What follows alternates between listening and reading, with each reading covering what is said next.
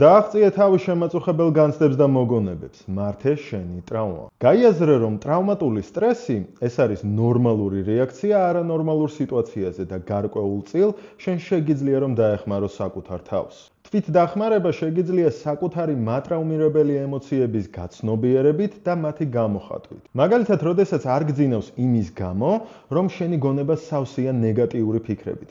ან როდესაც გაურბიხარ ყველაფერს, რაც ასოცირდება ტრავმულ გამოცდილებასთან. ან როდესაც დღის მანძილზე შენი ტრავმული გამოცდილება თვალწინ გიდგება ფლეშბექების სახით. ესეთი მდგომარეობა ძალზე დამამძიმებელია, რადგან შენგან მოითხოვს დიდ ძალისხმევას.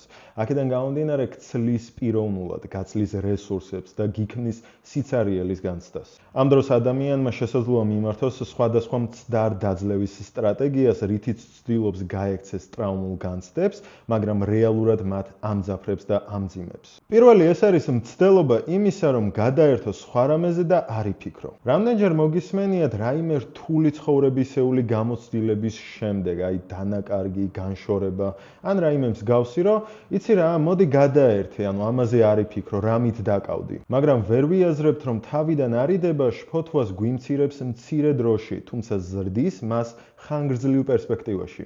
ანუ ასე დროს შფოთვა ხდება ფიქსირებული. ამ დროს შენი ტრავმა განიხილება როგორც მოცემულობა, რომელსაც უბრალოდ აიღებ და თაროზე შემოდებ და იტყვი, რომ ხო, აი ამას მერე მივხედავ, მაგრამ ეგ მერე არ დადგება და შესაბამისად ამით გაზრდი ტრავმის გაღრმავებას, რაც შემდგომში სპონტანურად შეგაწუხებს ფლეშბექების სახით. ანუ როდესაც შენი გამოცდილება გიდგება თვალწინ. ამ დროს შესაძლოა გაგიჩნდეს ღამის კოშმარები, გაიზარდოს გარემო ტრიგერები და გახდე უფრო მეტად მოწყვლადი. და ეს ტრიგერების რაოდენობა თუ ხვდები რატო იზრდება? იმიტომ რომ ამ ტრავმას რო გადადებ და რომ ამბობ რომ მერე მიუბრუნდებიო და არ უბრუნდები, ადრე თუ გვიან ტრავმა ბრუნდება შენთან. და ბრუნდება მრავალფეროვანი. ანუ მაშინ თუ ერთი რაღაც გქონდა მოსაგვარებელი, ეხლა უკვე სხვა რაღაცებიც დაემატა. და სწორედ ეს ზრდის გარემო ტრიგერების რაოდენობასაც. თან გაიაზრე, რომ აქ უკვე ტრავმის ნეიროფსიქოლოგიურ ფიქსაციაზეც საუბრობთ. ტრავმა ეს მხოლოდ არ არის ფსიქოლოგიური და აზრობრივი მოცემულობა, რომ აი რაღაცა ფიქრების დონეზე. არა, ეს არის მათ შორის ფიზიოლოგიური რეაქცია და ამ რეაქციის ფიქსაცია. და თუ აღიარებთ არაცნობიერის არსებობას, მაშინ შენი ტრავმა სწორედ არაცნობიერში გადადის და იქიდან გახსენებს პერიოდულად თავს. მეორე მცდარი დაძლევის სტრატეგია ეს არის საკუთარი სხეულის გამოყენება თვით რეგულაციის საშუალებად. აი შესაძლოა საკუთარ თავს დაარტყა, კბილები აკრაჭუნო, იკვნიტო ფრჩხილები, ტუჩები, მიმართო თვით დაზიანებას და ასე შემდეგ. თუმცა გაიაზრე, რომ ესეც ხანმოკლე ეფექტის მატარებელია, რადგან თვით დაზიანების და ტკივილის დროს შენს ორგანიზმში გამოიყოფა ენდორფინები, რაც ნატურალური ოპიოიდებია. და ამას ხშირად რესტარტის ფუნქცია აქვს, რადგან ამ დროს შენი სხეული, შენი გონება გრძნობს სიმშვიდეს. თუმცა ეს რესტარტი ხანმოკლეა და გიჩნდება სურვილი, რომ განიცადო იგივე. ანუ იმეორებ ქცევით პატერნს და იყენებ რაღაც გარკვეულ თვით დაზიანებას. სწორედ ამიტომ ახდენს ზოგიერთი ადამიანი ტკივილზე და თვით დაზიანებაზე ფიქსაციას, რადგან ისინი აი ამ ხანმოკლე სიამოვნების მიღების ძიებაში და წრეში არიან ჩავარდნილები. ასევე განმეორებადი ქცევები, როგორიც არის ფრჩხილების კვნეტა, ტუჩების კვნეტა, ფრჩხილების გარშემო კანის კვნეტა, ეს ყველაფერი არის შფოთვის შემცირების მექანიზმი და გაიაზრე ის ღრმად ჩაფლული ტრავმა, რაც გიბიძგებს ამისკენ. მესამე მცდარი დაძლევის მექანიზმი ეს არის, როდესაც ადამიანი ცდილობს მივიდეს მდგომარეობამდე, სადაც არაფერი ადარდებს და არაფერზე ფიქრობს. აი, როდესაც აქვს გულგრილი დამოკიდებულება გარემოს მიმართ და პირველ რიგში საკუთარი თავის და საკუთარი კეთილდღეობის მიმართ. ამ მდგომარეობის მიღწევას ადამიანები ცდილობენ ფსიქოტროპულებით, ალკოჰოლით ან ნარკოტიკული საშუალებების გამოყენებით. მათ შორის ის მარიხუანაც, რომლის რომანტიზირებასაც ახდენენ ხოლმე, გგვრის რაღაც გარკვეული ბედნიერების განცდას, მაგრამ როგორცვე კი მარიხუანას სისტემატიურად აღარ მოიხმარ, ეგრევე მოდის რა? მოდის აგრესია, რაც არის თვითდესტრუქციული და დამაზიანებელი და მარიხუანაც არის გაქცევის მექანიზმი. ადიქციას რო თავი გავანებოთ. თუ მოგწონს რაც გესმის, დაალაიქე ვიდეო და გამოიწერე არხი. ასევე შემოიხედე Instagram-ზე. კონსულტაციაზე ჩასაწერად შეგიძლია მომწერო Instagram-ის პირად შეტყობინებაში. მოდი ახლა ის გავიაზროთ, როგორ არ უნდა მოიქცე ესე დროს. უდამალავ საკუთარ გრძნობებს და ემოციებს, გამოხატე, მიეცი შენს ახლობელ ადამიანებს ამაზე მსჯელობის შესაძლებლობა. ნახე, შეიქმენი დაცული გარემო, რადგან რაღაცა იდეა, რაღაცა გამოცდილება შენს გონებაში გესახება როგორც რაღაცა დაუძლეველი, რაღაცა რთული, რაღაცა მძიმე, ხო? იმიტომ რომ აქ ტრიალებს, ანუ არ ახდენ ამის ვერბალიზებას, შენც კი არ გესმის რა გიტრიალებს გონებაში.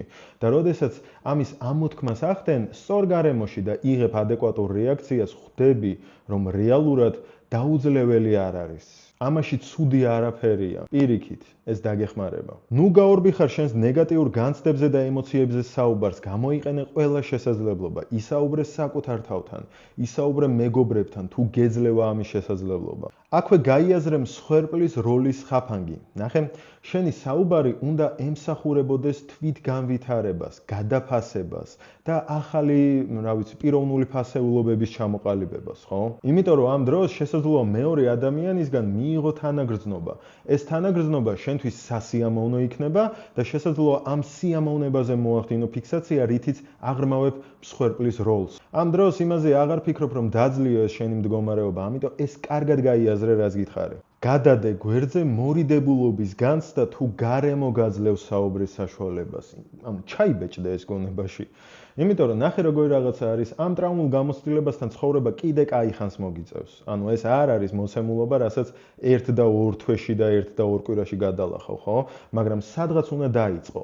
ეს სადღაც არის არამხოლოდ გონებაში ტრიალი, არამედ ამის ვერბალიზება, გამოხატვა, განხილვა, მსჯელობა, სხვადასხვა მხრიდან დანახვა და გადაფასება. ახლა მოდი გავიხილოთ, როგორ უნდა მოიქცე. ძილი, დაარეგულირე ძილი და ბევრი პრობლემა ძილის დარეგულირებით მოგეხსნება. ნახე, 12 საათი აიღე როგორც ლიმიტი. ანუ 12 შეეცადე აღარ გადააცილო. 12-მდე თუ დაიძინებ, თლად უკეთესი, მაქსიმუმ აიღე პირველი საათი. და იმუშავე ძილზე, იმიტომ რომ ეს არის ოქროს წესი. ამაზე ალბათ Instagram-ისთვისაც ჩაგიწერთ მოკლე ვიდეოს თუ რას გულისხმობს ძილის ჰიგიენა. თუმცა აქ რომ მარტივად 1-2 ტიპი ვთქვათ, ეს არის რომ გადაათენე ერთი დღე და მეორე დღიდან შეეცადე დაძინებას, თუ არ გეყო კიდე ერთი გადაათენე და მიეჩვევი. რაც ყველაზე მთავარია, მოეშვი სკროლვას. ანუ ძილის წინ სკროლვა და სერიალების ყურება და მძიმე კოგნიტური სავარჯიშოები არაფერში გჭირდება. იმიტომ რომ მერე ვერ ახდენ დამშვიდებას და დაძინებას. გამოყავი დრო ფიზიკური აქტივობისთვის და მეგობრებისთვის. იქ შეიძლება რაღაცა ვარჯიში ან რაღაც სხვა მოიფიქრე. პერიოდულად გადი მეგობრებთან ერთად, შეიკრიბეთ სამეგობრო წრე, განიხილეთ, გაერთეთ. მეორე ოქროს წესი. იყავი პირდაპირი, მკაფიო და გულწრფელი. არა ნიშნავს არას. არ ვიცი, აღარ ნიშნავს არას. კარგად გაიაზრე, რომ უნდა იყო მკაფიო და თუ ამის გამო ადამიანებს დაკარგავ, მაშინ ეგრეა საჭირო. შეეცადე შეინარჩუნო დღის განრიგი, ანუ სტაბილურობა. ნახე, ზრდასრული ადამიანი ხარ და მეორე დღე რაღაც დონეზე უნდა გქონდეს დაგეგმილი. ეს არ ნიშნავს იმას, რომ წუთებში და წამებში განსაზღვრო ყველაფერი, მაგრამ ნიშნავს იმას, რომ გქონდეს რამდენიმე სფერო რაღაცა საკითხი, რასაც აუცილებლად შეასრულებ დღის განმავლობაში. მოეშვი იმის რომანტიზირებას, რომ მე ქაოსში გავიკვალავ გზას. აი ქაოსი და მე შემიძლია ეს, მე არ მჭირდება გეგმა. ანუ სისულელეა, ცოტა გაიზარდე და გაიაზრე ეს მომენტი, რომ ნიშნულოვანია, რომ რაღაცა გქონდეს განსაზღვრული. თუ საუბარი გიჭირს, გაიაზრე, რომ ბევრი სხვა ხერხი არის, რომ გამოხატო საკუთარი თავი და საკუთარი გრძნობები. ეს სხვათა შორის ბავშვებთანაც გამოგადგებათ.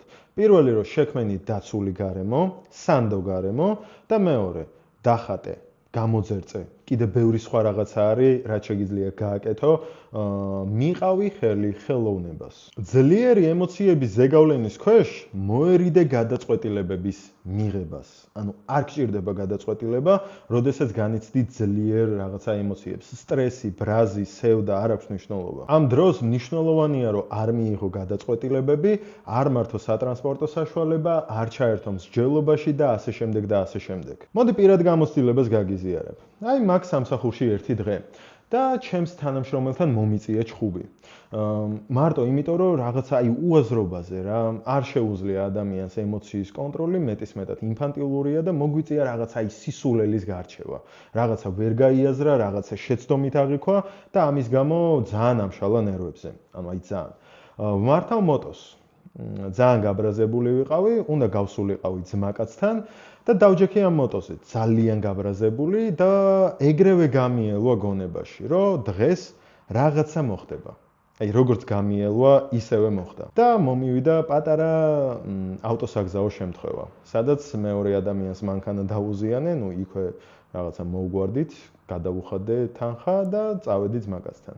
მაგის მერე ეგრევე გამიმუხდე. ანუ ის მთელი ბრაზი ყველაფერი ეგრევე გამივიდა. რაც არ არის რა თქმა უნდა კარგი, რადგან უბრალოდ შემეძლო დამჯდარიყავი, გადამეხარშა ჩემი ემოციები, ცოტა განმუხტვა მომეხდინა და მერე დამჯდარიყავი ჩემს, სატრანსპორტო საშუალებაზე და წავსულიყავი ჩემს საქმეზე. გაიაზრე რომ ძლიერი ემოციის ზეგავლენის ქვეშ იმის ალბათობა რომ საკუთარ თავს, საკუთარ საქმეს, საკუთარ ურთიერთობას მიაყენო ზიანი ძალიან დიდია. აქ ის არ იგულისხმება რომ ძალიან ბევრი და overthinking-ში უნდა გადავარდე. უბრალოდ დაელოდე აი ამ ტალღას, რასაც ძლიერი ემოცია ქვია, გადავიდეს და როდესაც ცოტა ნორმალიზება მოხდება, მერე მიიღე გადაწყვეტილება. მოდი ისიც ვთქვათ, როდის უნდა მიმართო პროფესიონალურ დახმარებას, ანუ ფსიქოლოგს და ფსიქოთერაპევტს. თუ კონსულტაციაზე ჩაწერის სურვილი გექნება, მომმართე Instagram-ის პირად შეტყობინებაში. თუ ვეღარ ერევი შენს განცდებს და ემოციებს და გრძნობ რომ უკვე ფიზიოლოგიურად გამოიხატება, ანუ როდესაც შენი რაღაც ტრაუმული გამოცდილება შფოთვები გადადის ფსიქოსომატიკაში. თუ გრძნობ შინაგან სიცარიელეს და გაშეშებას და დღის განრიგი მხოლოდ იმიტომ გაქვს მოწყობილი, რომ უბრალოდ გაექცე ამ ფიქრებს. თუ გიგრძელდება უძილობა და ღამის კოშმარები, თუ შენს გარშემო არ არიან ადამიანები, რომლებსაც ენდობი და შეგიძლია გაუზიარო შენი განცდები და გრძნობები. თუ თვლი რომ ურთიერთობებში თავი იჩინა სირთულეებმა, შეხვედი ჩიხში, ვეღარ უმკლავდები, რაღაცა კონფლიქტები გაქვს, იჩინა თავი სექსუალურმა პრობლემებმა და ასე შემდეგ. თუ ცდილობ რომ პრობლემებს გაექცე ნარკოტიკული და ალკოჰოლური საშუალებებით. თუ ვეღარ უმკლავდები პასუხისგებლობებს და პრობლემები გექმნება სამსახურში. და თუ ქრონიკულად გადაიღალე. ანუ რაღაც დონეზე საკუთარ თავს შეგიძლია რომ დაეხმარო, მაგრამ ხშირად ძალიან დიდი ბარიერი და კედელი გვაქვს ხოლმე და სწორედ ამიტომ გჭირდება ეს პროფესიონალური დახმარება, რომ ამ ბარიერს გადავაბიჯოთ და ეს კედელი დავანგრიოთ იმისთვის, რომ დავინახოთ ჩვენი შინაგანი რესურსები, ის რაც რეალურად დაგვეხმარება, რომ თუ ამ გამოცდილებას სრულად ვერ აღმოვფხვით, ყოველ შემთხვევაში მასთან ერთად ისე ვიცხოვროთ, რომ ამან არ შეგვიშალოს ხელი ჩვენი პოტენციალის, ჩვენი პიროვნების რეალიზებაში და ეს კარგად გაიაზრე, გადააფასე.